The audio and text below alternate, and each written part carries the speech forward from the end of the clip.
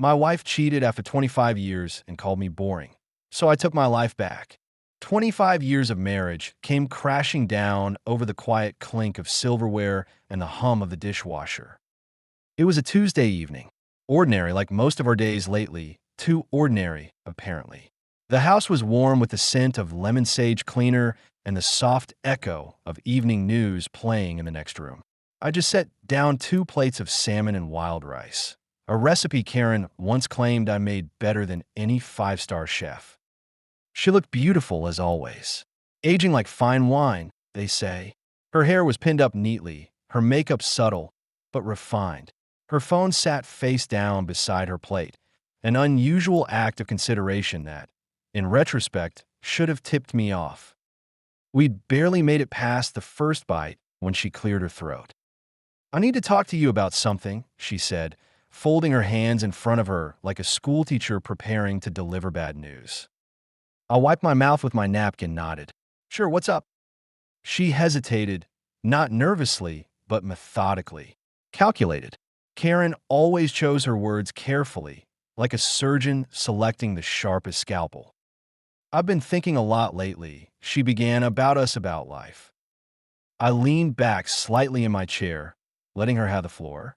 I figured this would be about one of the kids, or maybe her growing restlessness with retirement looming on the horizon. "I think I want to start seeing someone else." The words didn't register at first.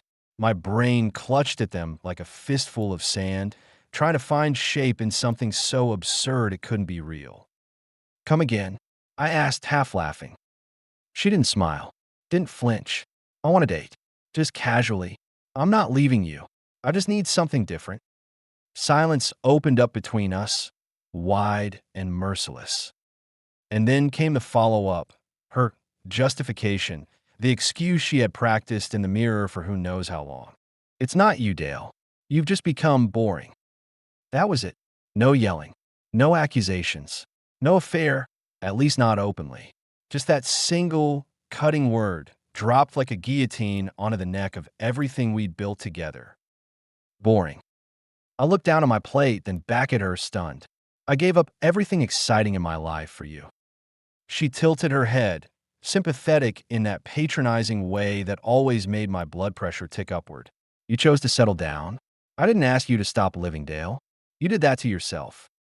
I blinked slowly, like someone pulling out of anesthesia. Her tone was calm, too calm, as if she were announcing a change in our cable subscription.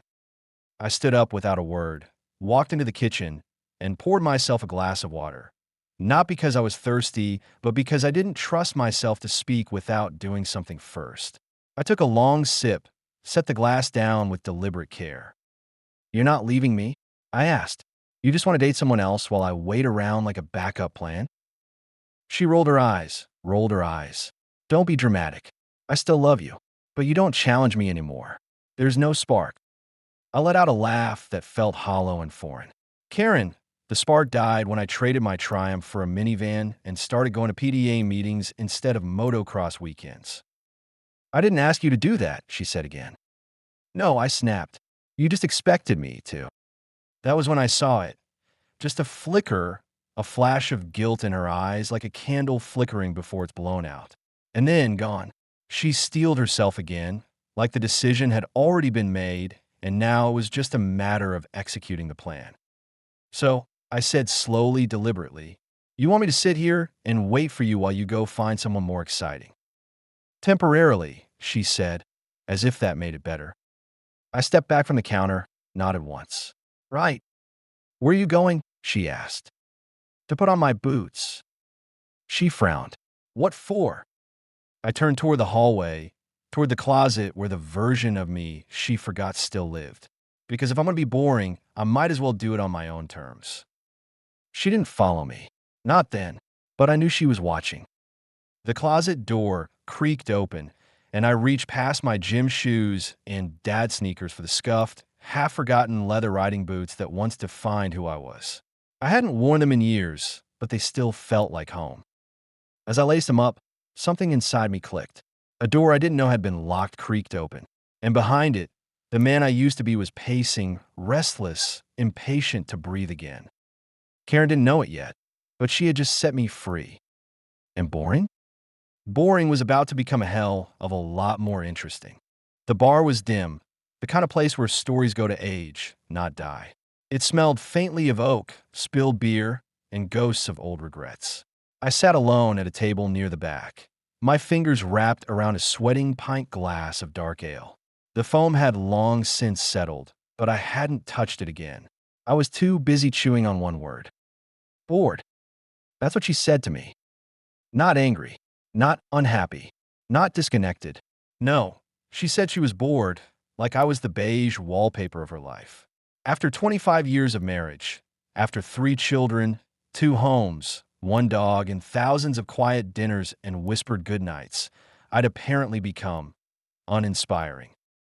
I ran my finger along the condensation ring on the table and smirked bitterly. Boring, I said under my breath. The word sounded foreign coming from my mouth. It felt like a label slapped on me by someone who had forgotten who I really was. Funny thing is, I wasn't always the quiet guy in khakis and comfortable shoes. I used to be the one who kept his boots by the door because I never knew where I might go. I lived out of duffel bags in my 20s, not because I had nowhere to be, but because I wanted to be everywhere. I once took a solo kayak out 12 miles off the coast of Long Island just to circumnavigate an uninhabited island. Everyone told me it was too dangerous, too far, too reckless. But I went anyway. The sea was rough that day, wind tearing across the waves like it had something to prove, but I paddled through it. I slept under the stars on the beach, and in the morning, I paddled back with salt in my hair and fire in my veins. I used to ride a Triumph Spitfire, a little red beast that sounded like a lion when it purred. Took her on mountain roads, no destination in mind. Just music, a gas tank, and the rush of leaning into a curve like I was dancing with death and loving every second of it. Skiing? Not the family-friendly kind. I'd helicopter into the Rockies with a pack on my back and no trail markers in sight. I chased powder like it was oxygen. Rock climbing, dirt biking, scuba diving. If it had danger and freedom stitched into its soul, I was drawn to it. And Karen? She used to love that. Love me for it. She used to sit shotgun in the Spitfire with her feet on the dash, laughing as the wind tore through her hair. She kissed me after every climb like I just returned from war. She didn't just accept the risk, she reveled in it. Back then, she used to brag about me. My guy, she'd tell her friends, he's wild, but he's alive. But somewhere along the way, the wild became reckless and alive became immature. I traded powder runs for bunny slopes when the kids were born, put the Triumph in storage, gave up the dirt bike after she said it made her nervous, traded the climbing gym for cardio at the community center, traded the roar of engines for the hush of minivans with fake wood panels. All for her. Every sacrifice came with the unspoken promise that it was for our family.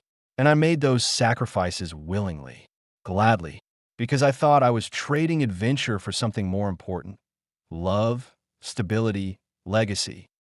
But what I didn't realize was that as I chipped away at the things that made me me, Karen was also falling out of love with that version of me. The very man she asked me to become, the safe one, the reliable one, was now suddenly too bland to hold her interest. So now she's bored, and she's going to date other men. Just like that. As if 25 years of building a life together was some long mistake she had just woken up from. I finally took a sip of the beer. It tasted sour now, but maybe that was just me. I glanced around the bar, seeing couples leaning in close, laughing, sharing bites of fries and sips of cocktails. I wondered if any of them would end up here like me one day, blindsided, branded boring after a lifetime of compromise. Was it me? Had I made myself so safe, so accommodating, that she forgot I once roared? No, that's too easy. The truth is, she stopped seeing me. Somewhere between PDA meetings and mortgage payments, she stopped looking at me the way she used to. And I, being the ever-faithful husband, didn't notice because I was too busy playing the part she asked for. That stops now. I pulled my phone out and stared at it. No text from Karen. Of course not. She was probably getting ready for her date. probably spritzing perfume while I sat here reminiscing about who I used to be. That man? He's not gone. He's just been sleeping. And tonight? He wakes up. I drained the rest of my beer, dropped some cash on the table, and walked out into the night. The air hit my face like a dare. I hadn't felt this alive in years. She wanted excitement? Fine. But the next time she sees me, she better hold on to something, because boring's about to burn rubber. It started with a sound, soft, distant, and buried beneath the white noise of my everyday life. The snap of a climbing rope. The whir of a motorcycle engine revving to life. The rush of wind past my ears as I descended a snowy slope at full tilt. They were echoes, faint at first, but they grew louder the moment Karen called me boring. That single word was a match dropped in a forest of dry memory. It didn't just sting. It ignited something. I found myself leaning back in my chair, beer forgotten in my hand, as the reel of my youth began to play in full color. I used to be someone, not the dependable guy with the perfectly folded sweaters and minivan insurance, but the man who made movement an identity. I used to ride my Triumph Spitfire down coastal roads at midnight just to chase the moonlight on the water. I remember packing a duffel bag on Friday, pointing to a random spot on a map, and saying, "There, that's where I'll wake up tomorrow." And I always did. There was that trip when I hadn't thought about in years. I paddled solo 12 miles offshore to circle an island everyone told me was too far, too dangerous. I did it anyway because danger thrilled me. The stillness of the water, the way it mirrored the sky until I couldn't tell where the world ended and heaven began.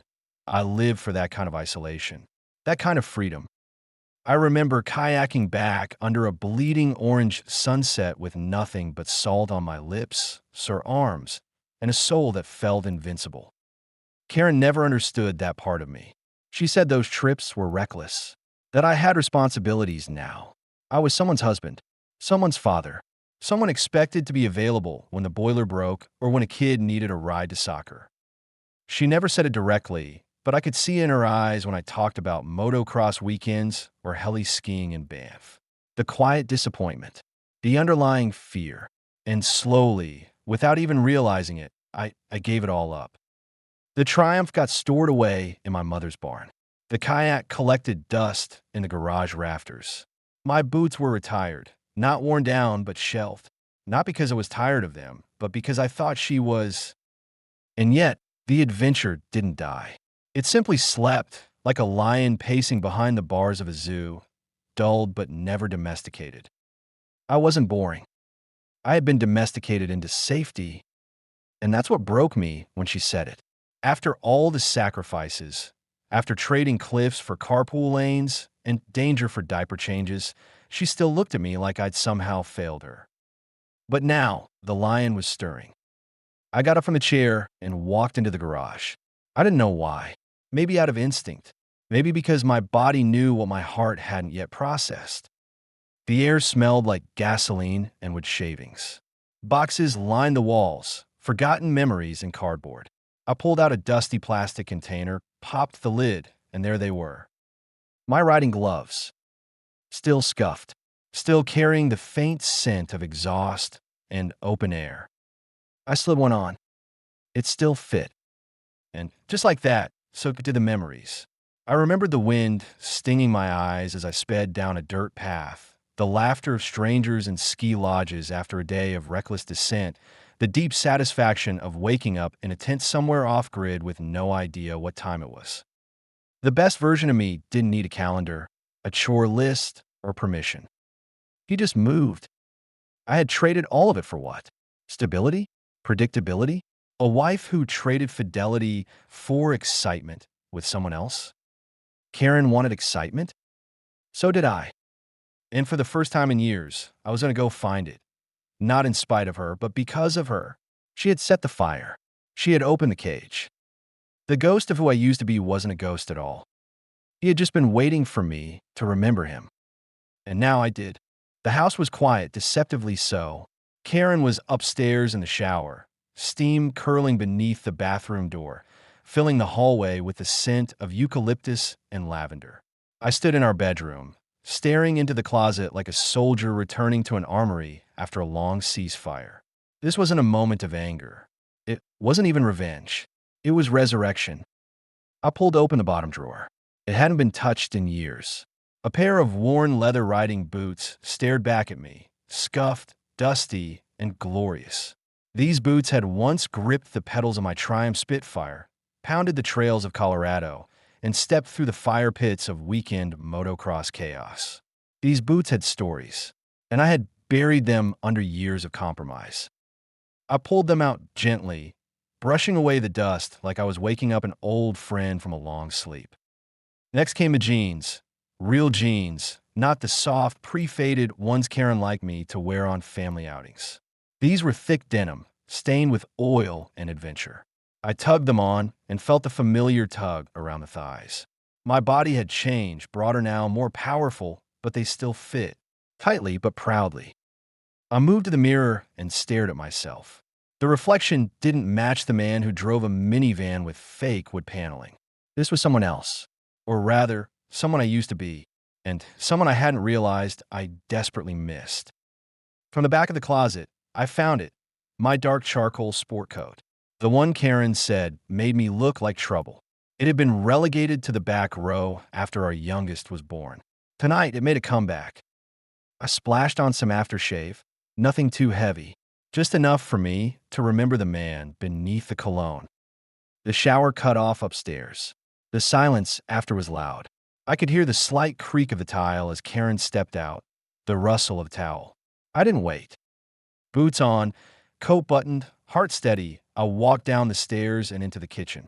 She emerged 5 minutes later, her damp hair clinging to her shoulders, wrapped in a white robe. She stopped mid-step when she saw me. "What are you doing tonight?" she asked. I looked up from my keys. My smile was calm, controlled. "Nothing special," I said, "just stepping out." "In that outfit?" she asked, eyes narrowing. I ran my hand across the lapel of my sport coat. What can I say? Even bores can have class. She stared at me, confused and suddenly unsure of herself. But I was already out the door. The minivan coughed awake, Karen's least favorite sound. She once called it the wheeze of suburban mediocrity. I used to laugh. But tonight it felt like a challenge. I let it idle for a moment as I watched the porch light flicker on. She opened the door, standing in her robe, her hair still dripping. "Dale," she called. I didn't answer. I rolled down the window, just enough to hear her. "Where are you going?" she asked, voice edged with something new. Not anger, not concern. Uncertainty. I leaned an elbow on the window frame. "Out," I said simply, "to find something interesting." And with that, I rolled the window up, turned the wheel, and eased down the driveway. My phone buzzed in the passenger seat. I glanced at the screen. Karen. I let it go to voicemail. I'd been preparing for this moment. I even updated my message. "Hi, this is Dale. I can't answer the phone because I'm either driving or being boring. If you're looking for a thrill, call my wife, Karen. Otherwise, leave a message. I'll get back to you sometime, maybe Monday. Ciao." I laughed as the van rattled over a pothole. The sound wasn't bitter. It wasn't triumphant either. It was the sound of someone who had just woken up from a 25-year nap. I wasn't a spare tire anymore. I was back in the driver's seat. And I had a full tank of gas. The shower was still running as I stood in front of the mirror, boots laced, jacket zipped, and a smirk curling at the corners of my mouth. For the first time in years, I didn't feel invisible. I didn't feel like a ghost pacing the halls of my own life. I felt dangerous again, unpredictable, and free. I could hear Karen humming in the bathroom, completely unaware that something had shifted. The version of Dale she thought she had caged, the safe, stable, boring man, had slipped out between the bars while she was rehearsing her lines for a night out with someone new. A date. After 25 years of marriage, she had the audacity to call it a date, like we were two teenagers at the end of a high school fling instead of a man and woman who had built an entire damn life together. I stepped into the foyer, grabbed my keys, and glanced at the family photo on the table. Our smiles looked forced now. The image was heavy with irony, like it knew something none of us did at the time, that one day, one of us would trade trust for novelty. My phone buzzed on the console. I picked it up, unlocked the screen, and tapped voicemail settings. If she wanted excitement, I'd give her a damn show. I recorded slowly, every word deliberate, every syllable dipped in a poison cocktail of humor and resentment. Hey, this is Dale. I can't answer the phone right now. I'm either driving or I'm just too boring to pick up. But if you're looking for a thrill, call my wife, Karen. She's clearly better at handling excitement. Her number's 555-4269. Otherwise, leave a message. Or don't. I might call back eventually. Maybe Monday. Ciao. I hit save. No hesitation. This wasn't petty. This was clarity dressed in sarcasm. As I opened the front door, the hiss of the old minivan's engine greeted me like an old friend with arthritis. The wood paneling on the sides looked especially pathetic under the porch light, like a forgotten relic from a time when I thought pleasing her meant giving up pieces of myself. Still, it started on the first try. The engine wheezed like it was surprised to be asked to perform again. I chuckled. One last ride, old man, I said under my breath. The driveway curved like a slow goodbye, and I was halfway to the street when the front door burst open. Karen stood there in her robe, dripping from the shower, hair tangled and wet, a towel gripped in one hand like a makeshift flag of surrender. But this wasn't a surrender. Not really. It was panic. Dale, where are you going? She called out, voice sharp and urgent. I didn't answer. I just grinned, rolled down the window, and gave her a casual salute. Her voice grew louder, echoing into the night. Dale. The sound of my tires on the gravel drowned her out. The gate closed behind me like the end of a chapter one didn't know I'd been reading for years. Not 5 minutes later, my phone buzzed again. Karen, of course. Straight to voicemail. Then again, and again. By the sixth call, I switched it to silent and laughed harder than I had in months. I drove aimlessly for a while, windows down, night air washing over me like a baptism. The wind didn't smell like laundry detergent or lemon-scented floor cleaner. It smelled like pine, like gas fumes, like freedom. It wasn't until I stopped at a red light outside the dealership that I finally exhaled. Ahead of me, behind the showroom glass, was a gleaming black Mercedes convertible, low-slung, fast, unapologetic. Parked beside it was a Jeep Wrangler, jacked up, thick-tired, rugged like a mountain lion. For a moment, I just stared. Two sides of the man I used to be, elegance and grit. And just like that, I knew what I was doing tomorrow. But tonight, I drove with no destination. The minivan, God bless it, rattled and moaned like it knew this was our farewell tour. But it kept moving, and so did I. Farther away from the man who waited for his wife to come home from dates. Farther from a version of myself who thought being steady meant being small. Somewhere, Karen's phone was probably ringing too. Maybe her date was calling. Maybe she was still standing in the doorway, dripping and confused, wondering when I'd come back to fill the space she'd taken for granted. But I wouldn't be home. Not tonight. Not boring Dale. Not ever again. The dealership lot shimmered under the midday sun, a mirage of polished chrome and promises of reinvention. Dale stepped out of the minivan, that minivan with a slow, deliberate stretch like shedding a worn-out skin. The beige beast sat behind him, its fake wood paneling dull and dusty. A vehicle that had once symbolized fatherhood, family, safety, now looked more like a rolling tombstone, a eulogy to everything he'd sacrificed. He slammed the door shut, harder than necessary, and left it unlocked. He didn't care if someone stole it. Hell, he hoped they did. The dealership entrance loomed ahead like a portal into another dimension, one where Dale no longer had to ask permission to be who he really was. As he stepped inside, the showroom floor gleamed, shiny, sterile, seductive. He scanned the rows of cars like a man browsing personalities he could try on: sleek black coupes, fire-red convertibles, matte gray beasts with growling engines and zero patience. A sharply dressed salesman with slicked-back hair and the fake confidence of a casino dealer approached with a plastic smile. Looking for anything in particular, sir? Yes, Dale replied, eyes scanning past him. A resurrection. The salesman blinked. Excuse me? A car, Dale clarified. Fast, loud, something that says I'm not dead yet. And not a single damn thing with wood paneling. The man hesitated, sensing this wasn't a typical midlife crisis customer looking for a weekend toy. This was someone standing on the edge of reinvention, and he was ready to leap. They started with the showroom floor.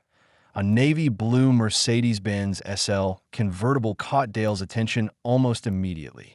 Sleek, refined, impossibly smooth. He approached it like it was a woman he hadn't seen in 25 years and never stopped loving. V8 twin turbo, the salesman said, eager now. Goes 0 to 60 in 4 seconds. Massage seats, Burmester audio, the works. This isn't just a car, it's a statement. Dale ran his hand along the leather interior and smirked. Exactly. I can get the keys for test drive. No need, Dale interrupted. I'll take it. The salesman stumbled. You don't want to drive it first? Dale looked him dead in the eye. Nope, just need to know if it comes in black. Of course, the man said, stunned but thrilled. We can have it delivered by tomorrow. Good, Dale said, turning to walk toward the back lot. Because I'm not done yet. Behind the dealership was where they kept the wild ones, trucks and off-road monsters that didn't belong on polished tile. That's where Dale found her. A second-hand Jeep Wrangler with a suspension lift that made it look like it could crawl up the side of Everest. Massive tires, floodlights, a roof rack, a winch that looked like it could pull a semi out of a ditch. But what really sold him was the air horn. Train horn? Dale asked, grinning. Oh yeah, the salesman said, now following in Dale's wake like an eager pup. Scares the hell out of people. Dale gave a low whistle and nodded. I want it delivered with the top off, and leave the mud on the tires. I want her looking lived in. Name? The salesman asked as they headed back inside. Dale, he replied. Dale Prescott. The salesman wrote it down. And how would you like to pay for both? Dale pulled out the hidden checkbook from the personal account Karen had forgotten they even had. The one he'd quietly maintained since his first bonus check. Back when he was still himself. Check. Today. Full price. No financing. No phone calls to my better half. The salesman laughed nervously. Understood. By the time the paperwork was signed and the keys were in hand, Dale felt lighter than he had in years. Not younger. Wiser. Wiser and no longer tethered to the minivan version of himself. The sun was setting as he walked back toward the minivan for one final ride. The beige eyesore hadn't moved, still squatting there like a bad memory. He started it.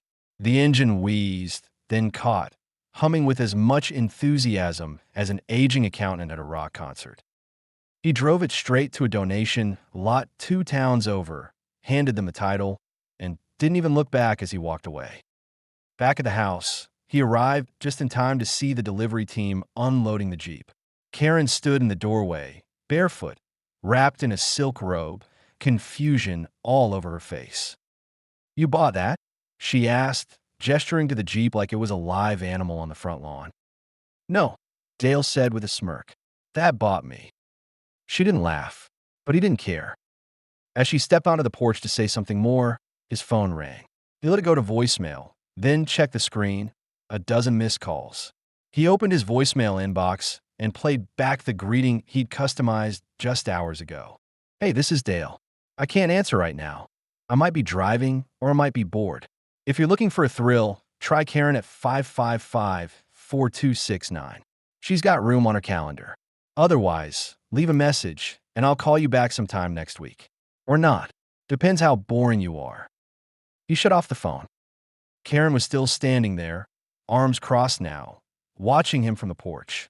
Where are you going? Dale stepped into the Jeep, gave it a satisfying rev, and looked at her over the steering wheel. Anywhere but here.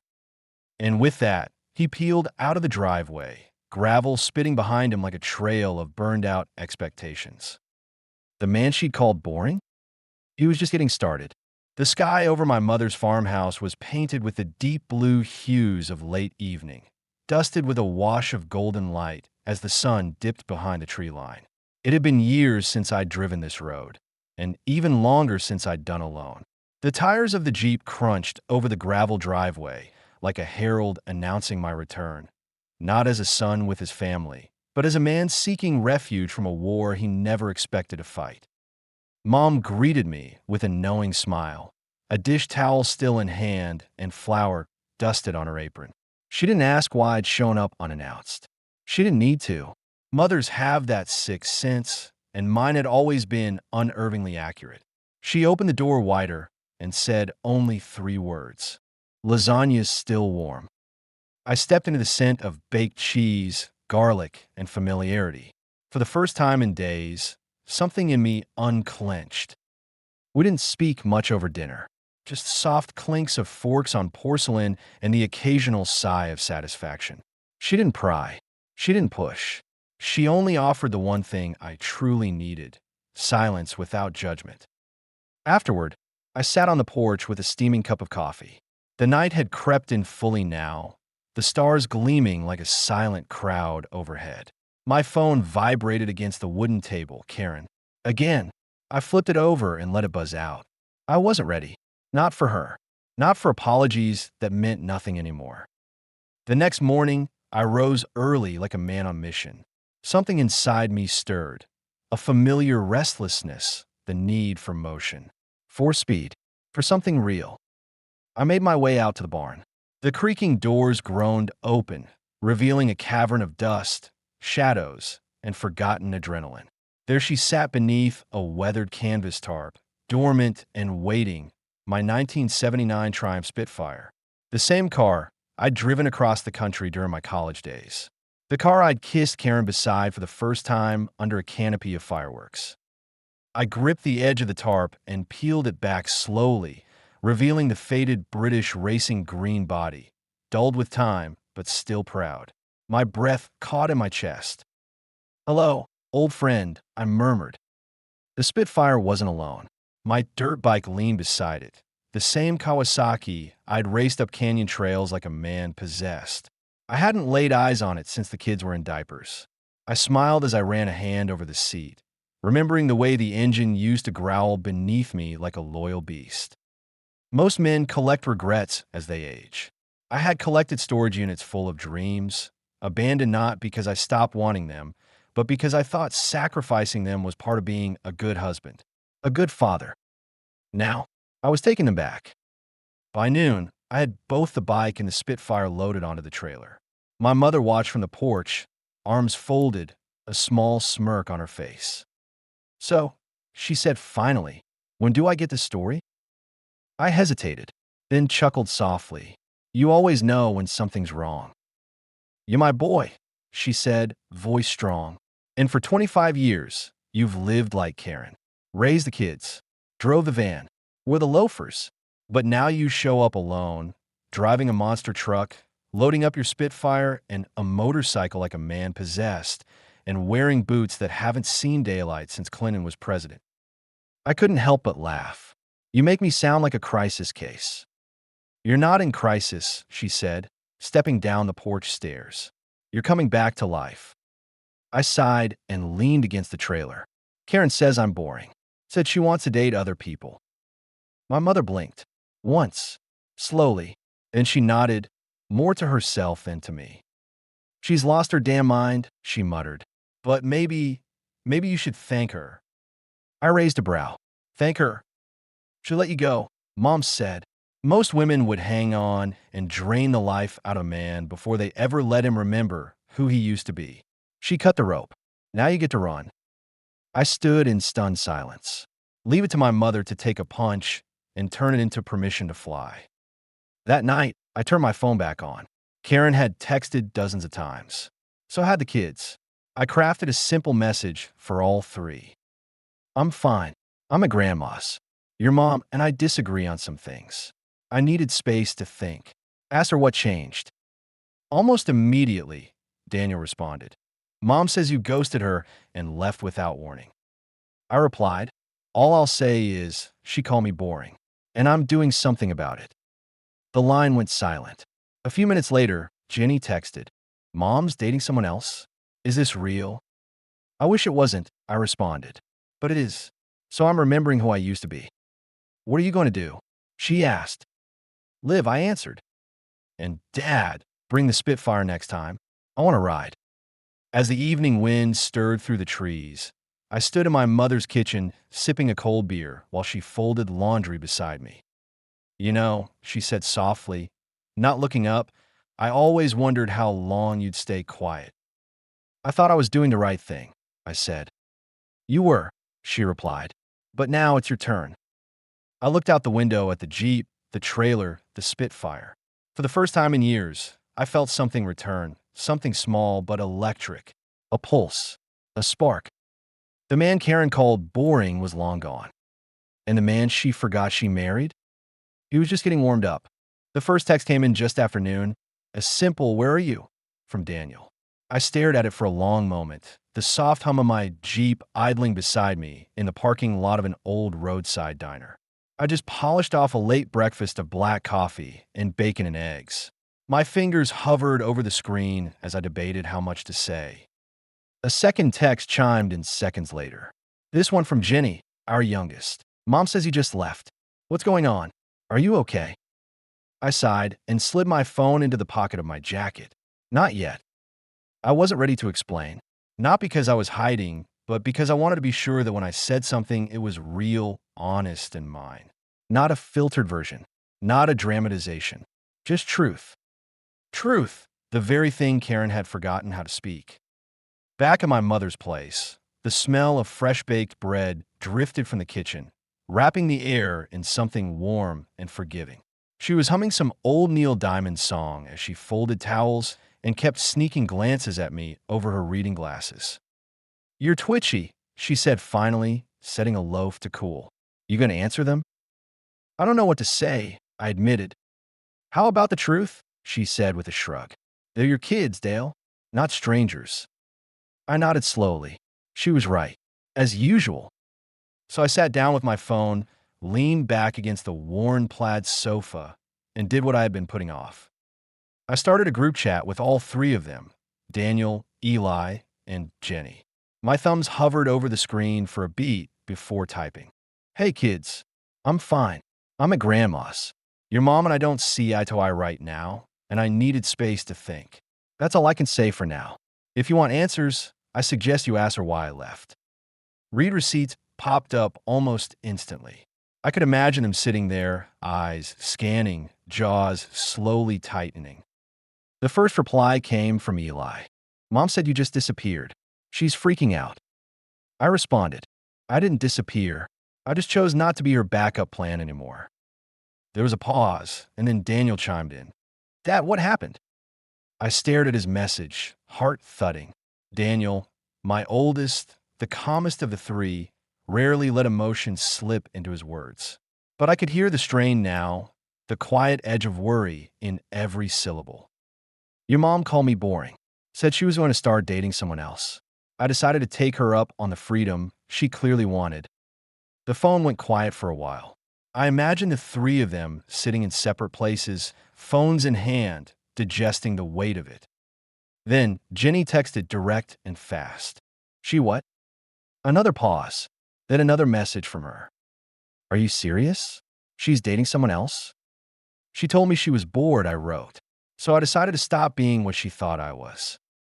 Jenny's next message was filled with pure, white-hot disbelief. I can't believe this. I literally can't. I'm so sorry, Dad. I don't know what she's thinking. Neither do I replied. But I'm not waiting around for her to figure it out. Later that night, I sat by the fireplace in the living room while my mother quietly stitched something in her lap. We didn't talk. We didn't need to. The logs cracked and popped, and the wind rustled through the maple trees outside. For the first time in what felt like years, the silence wasn't heavy. It was peaceful. Until the phone buzzed again. Jenny. Dad, I confronted her. She didn't deny it. Said she was trying something new, that it didn't mean she didn't love you. I exhaled, not in surprise, but in weariness. Karen always did have a way of framing betrayal as exploration. She's making her choices. Now I'm making mine. I typed. Are you coming back home? Jenny asked. Eventually, but not to the same life. I put the phone down and stared into the fire. The kids knew now. The truth was out. No more hiding behind the well-manicured facade of our picture-perfect family. And strangely, I didn't feel broken. I felt seen. Not by Karen, but by the only ones who really mattered now. My kids. They knew the truth. And for the first time in decades, so did I.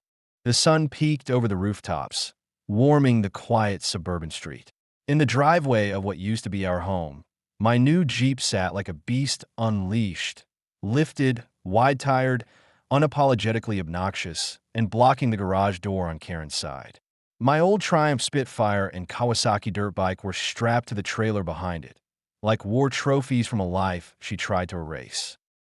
I imagined the scene as Karen patted down the stairs in her robe, coffee in hand, expecting her usual orderly driveway, the reliable beige minivan, and the boring man she could take for granted.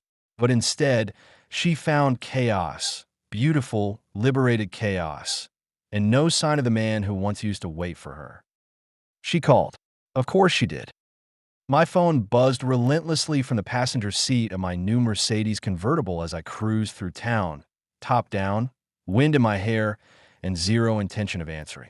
Her first 10 calls went to voicemail. The 11th? Same result. My message had been updated the night I left.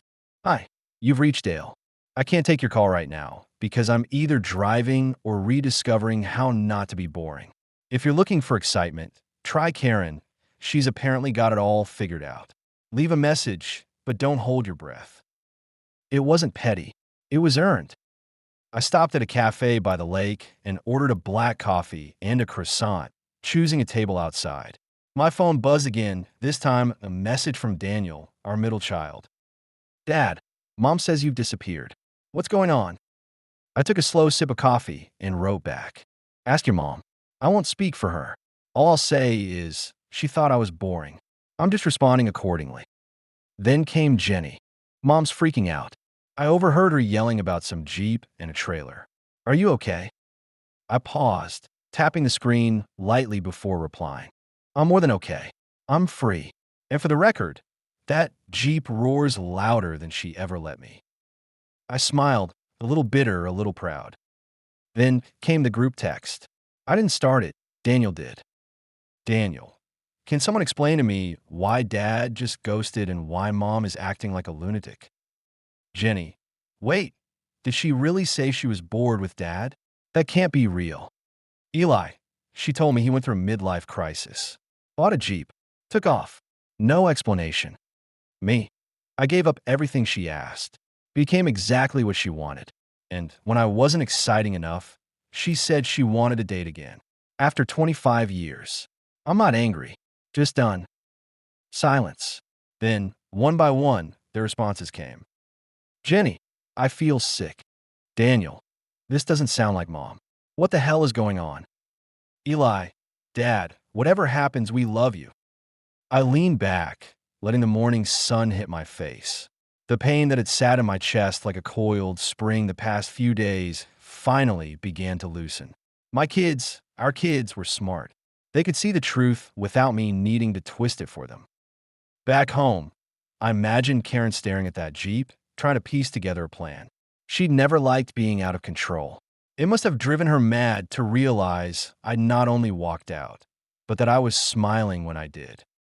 She sent one last message that day. Why are you doing this? I didn't answer. I just forwarded her a photo.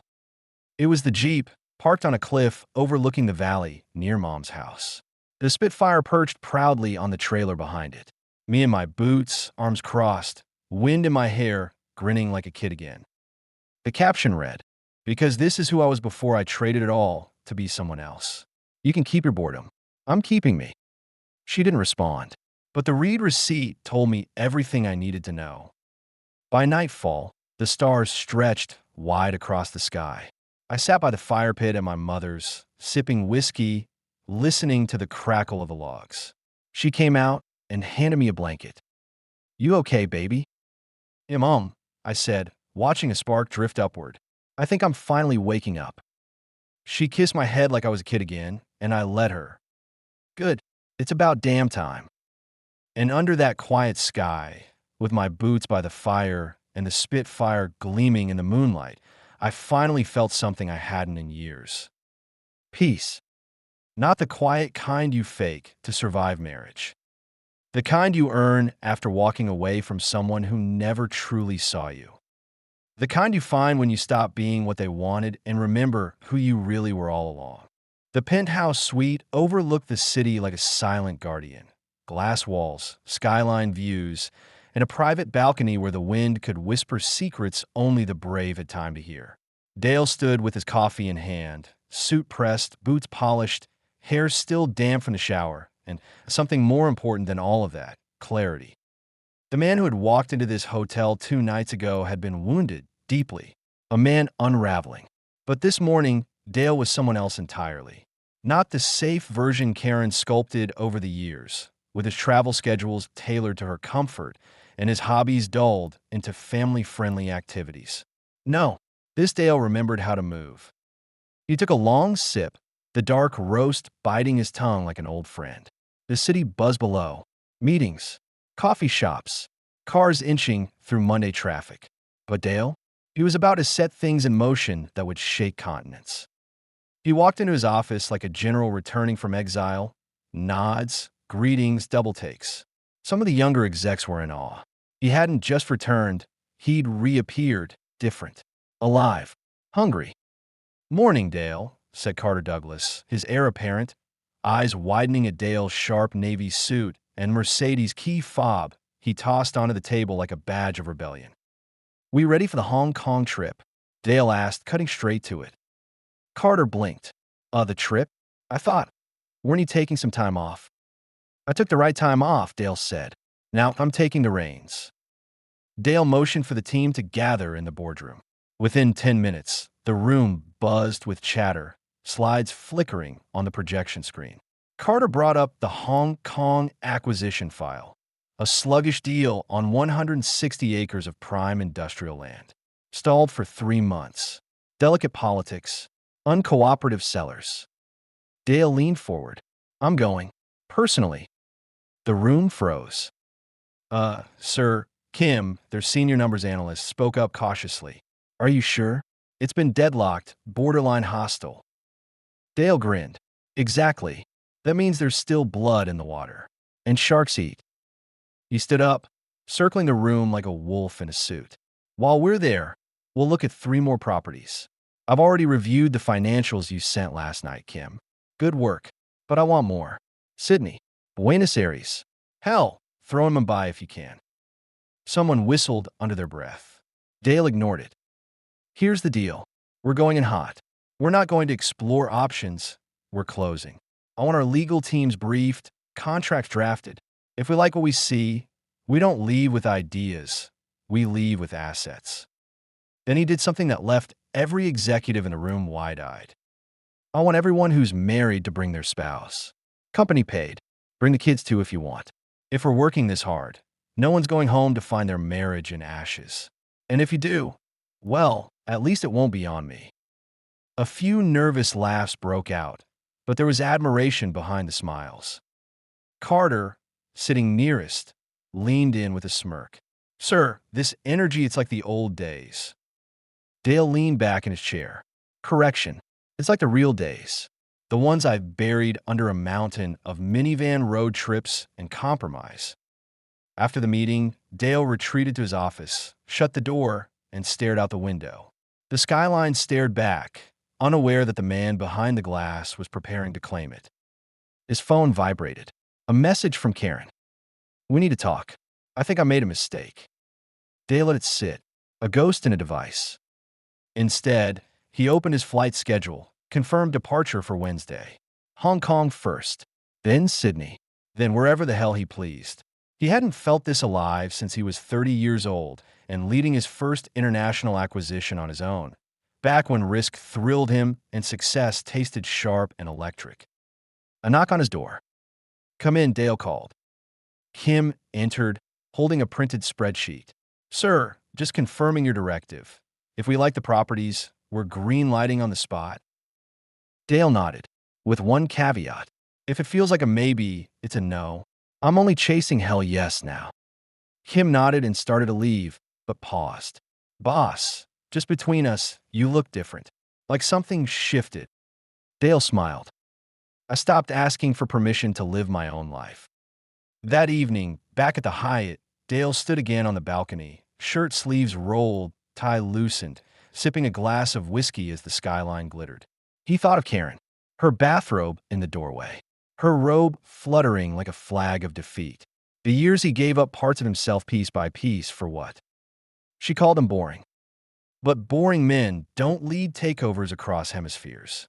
Boring men don't load motorcycles onto trailers and buy cars that snarl. Boring men don't write checks on the spot and dare the world to blink. He lifted his glass toward the city. To the man she thought she broke, he said quietly, voice hard with the echo of fire. And then he smiled. Let's go see what the rest of the world thinks of boring. The first thing Karen noticed when she came home from her date, the one she swore wouldn't change a thing, was silence. The second was the absence of Dale's boots by the door. The air inside the house was too still, too settled, as if it had exhaled with his departure. The usual clutter, his keys, his coffee mug on the counter, his laptop bag slumped against the wall, was gone. What remained was a sterile version of their home, as if Dale had been nothing more than a dream that had politely cleaned up after itself before leaving. At first, she told herself he was blowing off steam. Dale didn't get angry. He sulked. He'd probably gone for a drive. Maybe he was staying at a friend's place for the night. Maybe he was waiting for her to realize how serious this had become. But when the sun rose the next morning and the house was still empty, when she opened the garage and saw a Jeep parked in her space, blocking her car in, when she realized the minivan, the one she'd mocked for years, was nowhere to be seen. That's when panic crept in. Her fingers trembled as she called him again, straight to voicemail. Hi, this is Dale. I can't answer the phone tonight because I'm either driving or boring. If you're looking for a thrill, call Karen. She's much more exciting than me. She froze. The sarcasm in his voice wasn't cold. It was surgical, a quiet fury beneath every word. He hadn't left to sulk. He was done. Karen paced the kitchen, replaying every word from the night before. Had she gone too far? She hadn't meant to hurt him, at least not like this.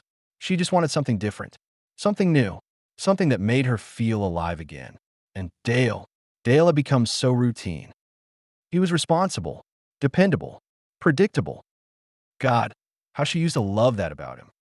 Back when their lives were chaos, kids crying, bills stacking, career stress bubbling, Dale had been her constant. The one who always showed up, the one who kept it all together.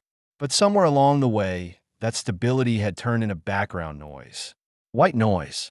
Boring. She stared at the text thread between Dale and the kids.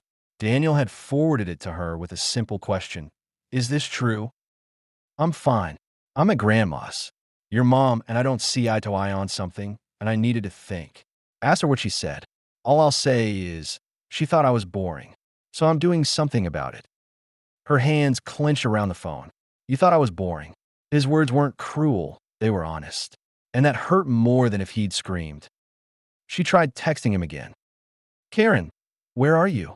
Can we talk? Karen, this isn't what I meant. Karen, I didn't think you'd actually leave. No reply. Instead, she heard the distant bark of an engine outside. She ran to the front window, just in time to see a sleek black Mercedes convertible pulling away from the curb.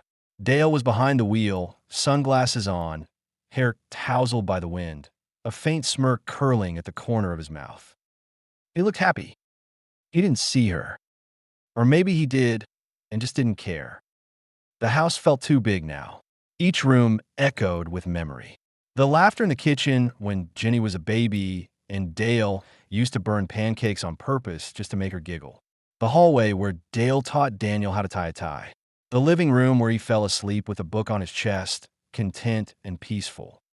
Had she really given all that up for a dinner with some loser from her yoga class who wore too much cologne and laughed at his own jokes?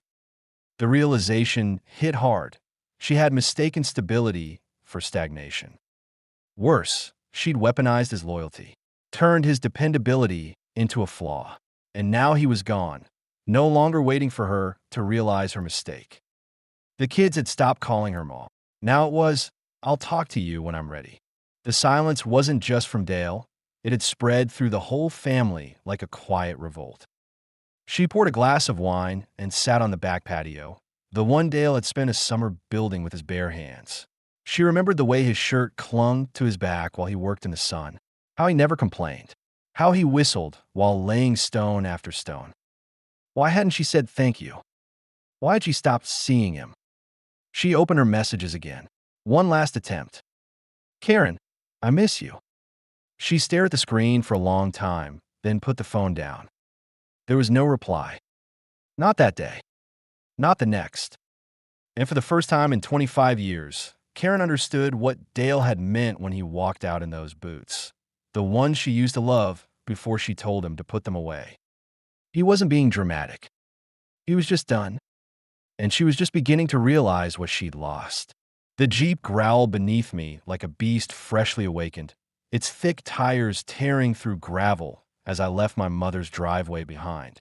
The morning sun broke through the clouds in golden slashes, warming the air and casting long shadows on the twisting mountain road ahead. It had been a long time since I'd taken this route. Not since I traded adventure for alarm clocks and PTO calendars. The wind whistled through the cracked windows, pulling at my sleeves like a familiar hand urging me forward. I reached over, rolled the window down fully, and let it in. The scent of pine, damp earth, and old memories filled my lungs. I felt 17 again, foot heavy on the gas, heart light in my chest.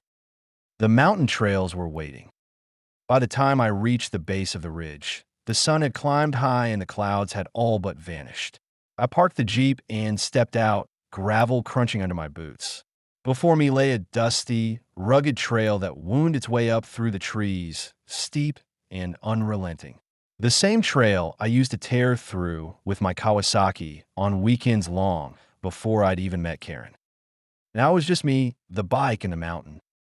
Unloading the Kawasaki from the trailer, I ran my hand over its frame. It was older now, like me, but still solid, still capable. I topped off the gas, checked the tires, and fired it up. The engine sputtered, coughed, then roared to life with a vibration I felt in my spine.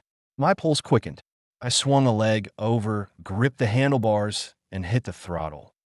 The bike lurched forward, and I shot up the trail like a bullet breaking out of the chamber. I remembered every twist, every bend. The trail hadn't changed, but I had. I wasn't the cautious father anymore, measuring every move for safety. I was the man I had once been, or at least someone very close to him. I kicked up dirt behind me as the tires gripped and skidded across loose rock. The incline steepened. Trees whipped past me in a blur. My jacket flared behind me like wings. The higher I climbed, the clearer everything became. Not just the path in front of me, but the one behind too. I remembered the sacrifices.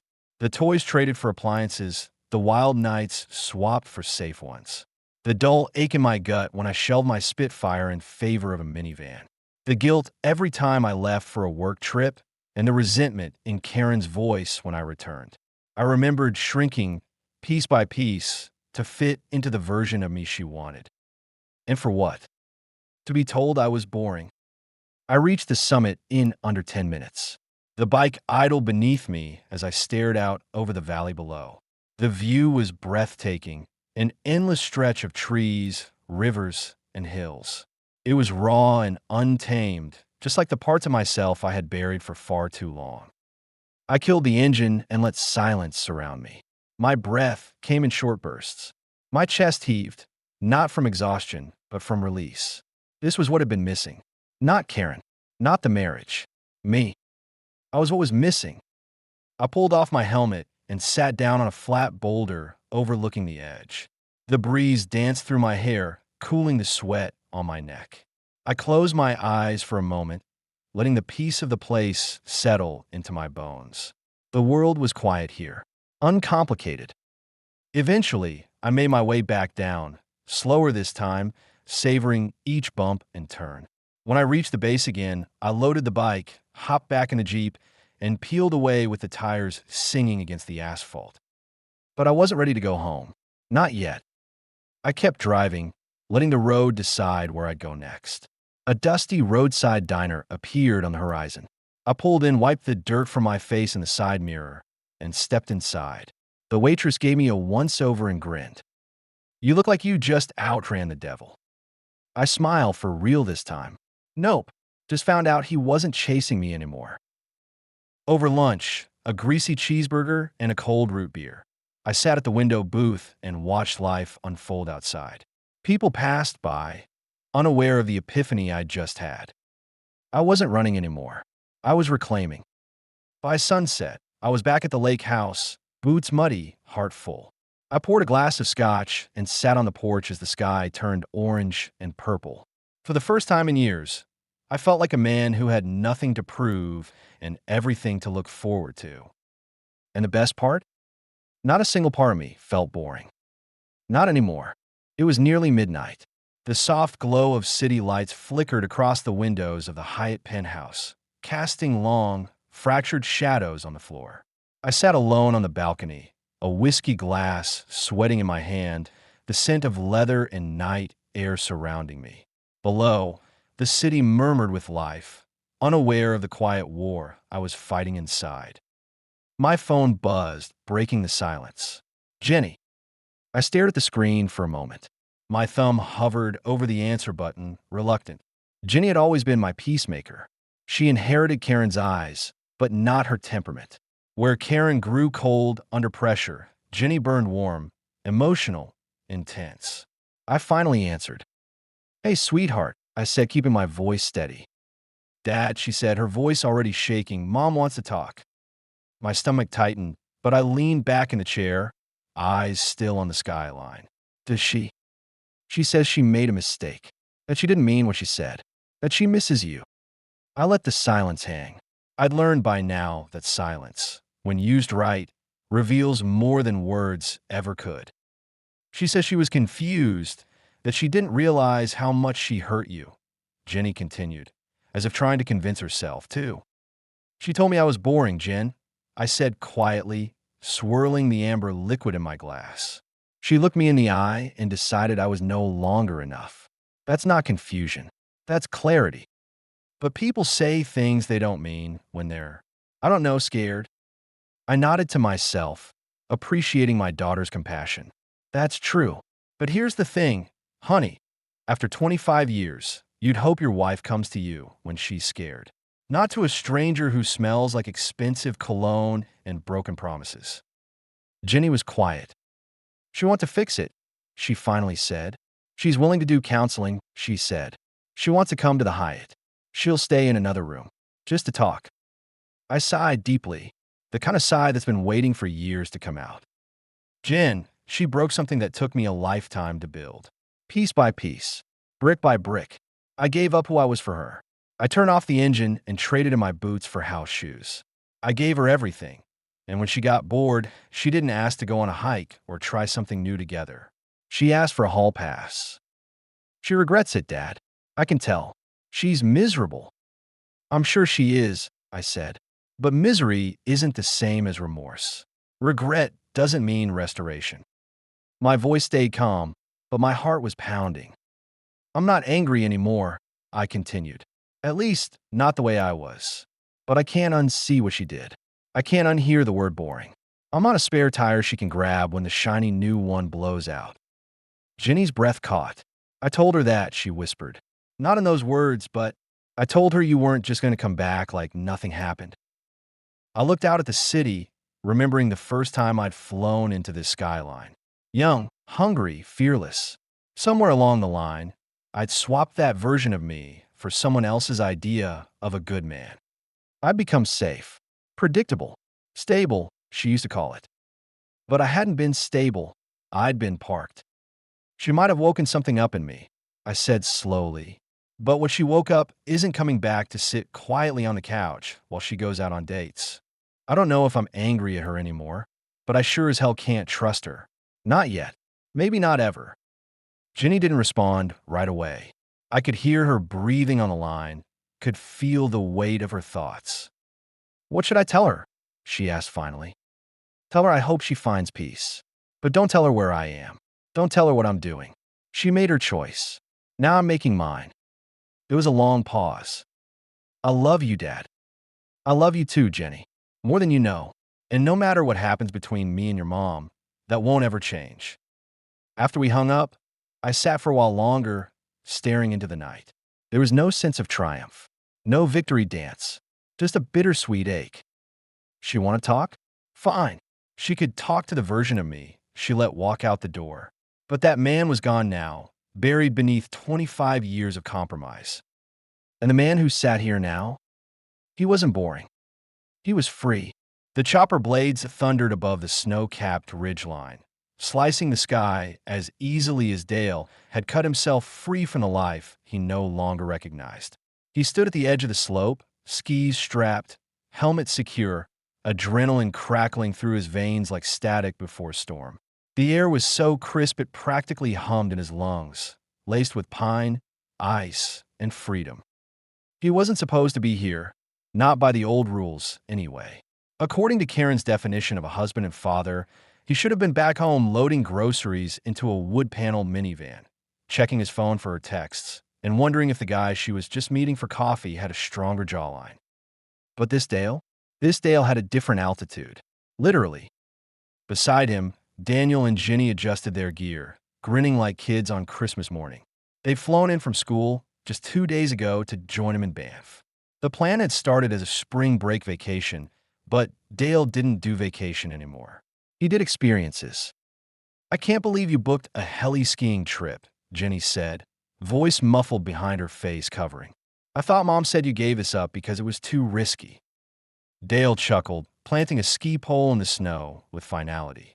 I gave up me, Jen. Not the slopes, not the thrill. I buried the man I used to be under practicality and partnership. But he's back now, and he's not going anywhere. Daniel clapped a gloved hand on his dad's back. We missed this version of you. Dale smiled. The chopper lifted off, leaving them in a surreal silence. Nothing but the vast canvas of untouched snow stretched before them, glittering beneath a sky so blue it looked unreal. He thought briefly of Karen. He wondered what she was doing now, still trying to reframe her betrayal as a phase, still calling herself restless instead of selfish. Maybe she was still telling the kids she didn't mean it, that Dale was overreacting, that she only went on one date. What she never understood, and probably never would, was that it wasn't the date. It was the dismissal, the slow erosion of respect. The way she shrugged him off after 25 years, as if he were a piece of worn-out furniture that no longer matched the aesthetic of her life. Boring, she'd called him. But boring men didn't stand at the top of frozen cliffs with their children, one push away from flight. Boring men didn't blaze trails through fresh powder, didn't drive sports cars and monster jeeps with their vintage motorcycles trailing behind them like war flags. Boring men didn't wake up one morning after a lifetime of loyalty, brush the dust off their shoulders, and say enough. Boring men didn't turn pain into power. Dale adjusted his goggles, looked at his kids one more time, and then, without waiting, he pushed forward. The slope accepted him like an old friend. Wind roared past his ears, his body slicing through the air as snow exploded beneath his skis. It wasn't just adrenaline. It was exorcism. With every curve, every leap over a snowdrift, he shed the last vestiges of who he had been for her. Not for love, not for duty, not anymore. He was reclaiming the man she forgot how to love, or maybe never loved to begin with. When he reached the bottom, he skidded to a stop, heart pounding like a war drum in his chest. Ginny arrived seconds later, followed by Daniel, both breathless and beaming. That was insane, Ginny laughed. We have to do that again. Oh, we will, Dale said, yanking off his helmet and lifting his face to the sky. We're just getting started. His phone buzzed in his jacket. He pulled out slowly. Karen. He didn't answer. Instead, he took a photo, himself and the kids, snow-covered and wild-eyed, the mountains towering behind them. Then he opened the group chat with his children and typed, "This is who I am. The man who flies, climbs, falls, and gets back up. If anyone forgets that again, remind them." He hit send, turned off the phone, and tucked it away. Let the past call back all it wanted. He was too busy living. No longer boring. Never again.